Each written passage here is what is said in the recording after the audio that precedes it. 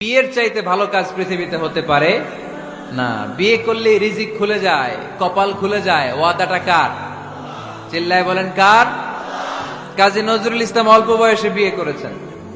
আমাদের স্বাধীনতার স্থপতি এদেশের মহান নেতা বঙ্গবন্ধু শেখ মুজিবুর রহমান অল্প বয়সে বিয়ে করেছেন। মহাত্মা গান্ধী অল্প বয়সে, এভাবে সব বড় বড় নেতারা অল্প বয়সে বিয়ে করেছেন। কিন্তু তারা যে সফল হয়েছে, কোনো সমস্যা হয়েছে? কথা কয় না। আমাদের স্বাধীনতার স্থপতি বঙ্গবন্ধু শেখ মুজিবুর রহমান, উনি সফল না ব্যর্থ?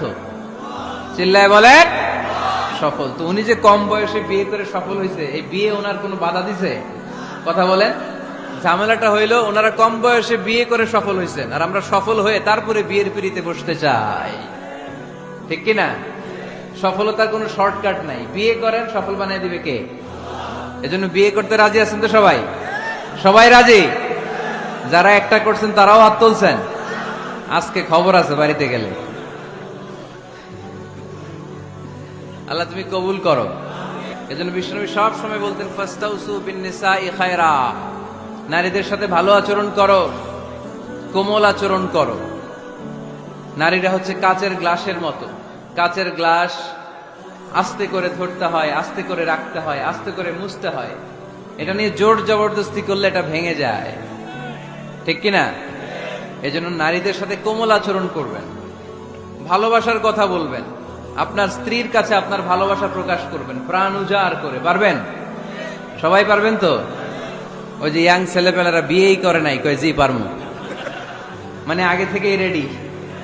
মাশাআল্লাহ, আল্লাহ তুমি কবুল করো। এই গার্লফ্রেন্ড বয়ফ্রেন্ড, এই পরকিয়া, এই বিবাহ বহির্ভূত কোনো সম্পর্কের সাথে আমরা নাই। ঠিক কিনা? আমরা বিয়ের মাধ্যমে পবিত্র বন্ধন নিয়ে জান্নাতে যেতে চাই, কারণ বিয়ের বন্ধনটা এটা জান্নাতি বন্ধন।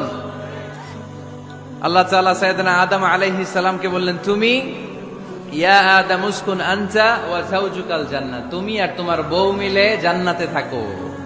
তার মানে তাদের বিয়ে হয়েছিল জান্নাতে, আর বিয়ের সম্পর্কটা জান্নাতি সম্পর্ক। আলহামদুলিল্লাহ পড়েন। বিয়ের পরিস্থিতি, প্রিপারেশন এগুলোরে সহজ করে দিবেন, বিয়েকে কঠিন করবেন না। আল্লাহর দোহাই লাগে, যে সমাজে বিয়ে করা কঠিন ওই সমাজে জিনা করা সহজ, আর যেই সমাজে বিয়ে করা সহজ ওই সমাজে জিনা করা কঠিন। ঠিক কিনা? আপনি বাংলাদেশের উদাহরণে আসেন। বাংলাদেশে বিয়ে করা সহজ না কঠিন? কঠিন। 8 লক্ষ টাকা মোহরানা দেয়া লাগবে। এত টাকা পামু কই? কথা বলেন। কিন্তু পরকিয়া করা সহজ। অবৈধ সম্পর্ক বিল্ড আপ করা, গার্লফ্রেন্ড বয়ফ্রেন্ড সম্পর্ক রাখা, বান্ধবীরে বাদাম খাওয়ালে আপনার সাথে চলে আসবে। ঠিক কিনা? তার মানে অল্প পয়সায় এই হারাম সম্পর্কগুলোকে অর্জন করা যায়।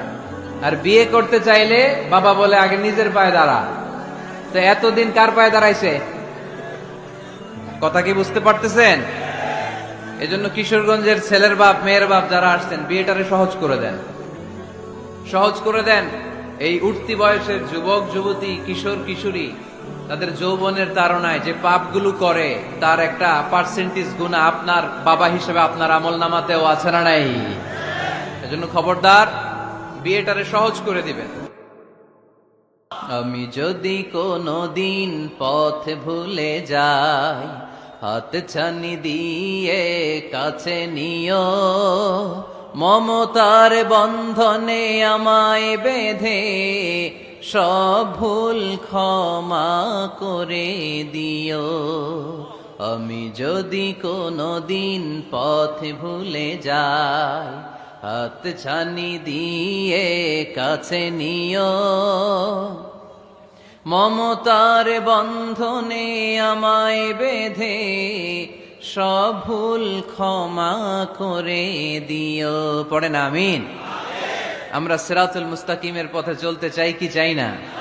এজন্য আমরা প্রতিদিন বলি ইহদিনাস সিরাতাল মুস্তাকিম। সবাই পড়েন ইহদিনাস সিরাতাল মুস্তাকিম। ও Allah, show us the right path, show us the correct path. তো আল্লাহ তাআলা এই সূরার 133 নম্বর আয়াতে আমাদেরকে পথ দেখিয়েছেন। পথ দুইটা, জোরে বলতে হবে কয়টা? একটা গিয়েছে ডান দিকে, আর একটা গিয়েছে, আওয়াজ করে বলেন, একটা গিয়েছে আরেকটা। নাও দ্য ডিসিশন ইজ ইয়ার্স, সিদ্ধান্ত আপনার। আপনি কোন পথের পথিক? আপনি কি ডানে যাবেন না বায়ে যাবেন? বুঝে শুনে সিদ্ধান্ত নিতে হবে কোন দিকে যাব। ডানে আছে ক্ষমা আর জান্নাত, ডানে কি আছে? আর বায়ে আছে আল্লাহর রাগ, ক্রোধ আর জাহান্নাম।